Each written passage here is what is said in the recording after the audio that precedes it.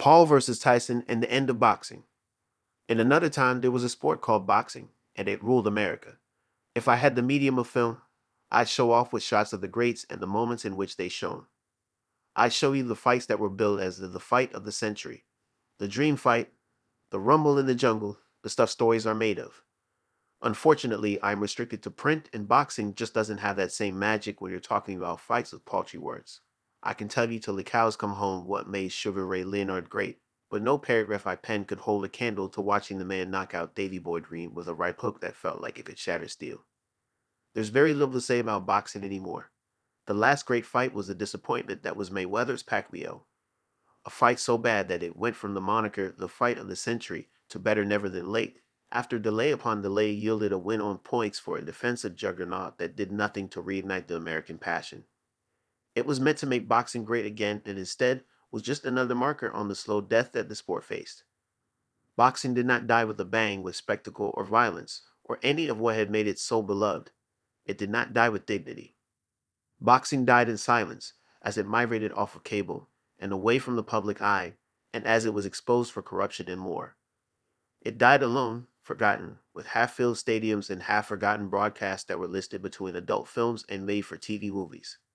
And then in 2024, Jake Paul happened. See, boxing was never much more than a sport of personalities, egos, and the intersection where those two flourished. It takes quite a bit of self-confidence to get into a squared circle once every quarter with the knowledge that you're going to spend the next, who knows how long getting punched in every possible way by another person. Famous boxers are, by and large, very egotistical people, no different from famous baseball players, famous NBA stars, and famous wide receivers. This one's for you, George Pickens. And who better to be the massive, arrogant asset to take center stage in boxing than Jake Paul, controversial figure extraordinaire. Paul is known for being loud, brash, and annoying. He's made so many enemies, done so many bad, stupid things, and made people hate him.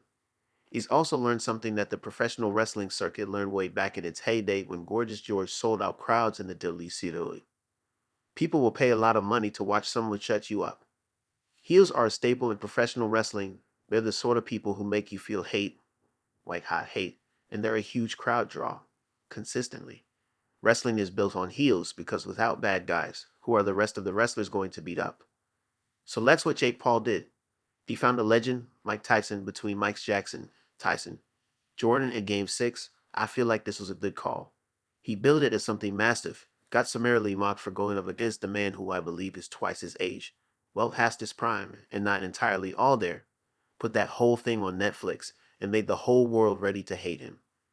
How many people watched that fight not because they like Iron Mike or Paul, but because they wanted to see a smarmy brat get his butt kicked by a pro? How many people watched a miserable exhibition fight because they just wanted to see the drama?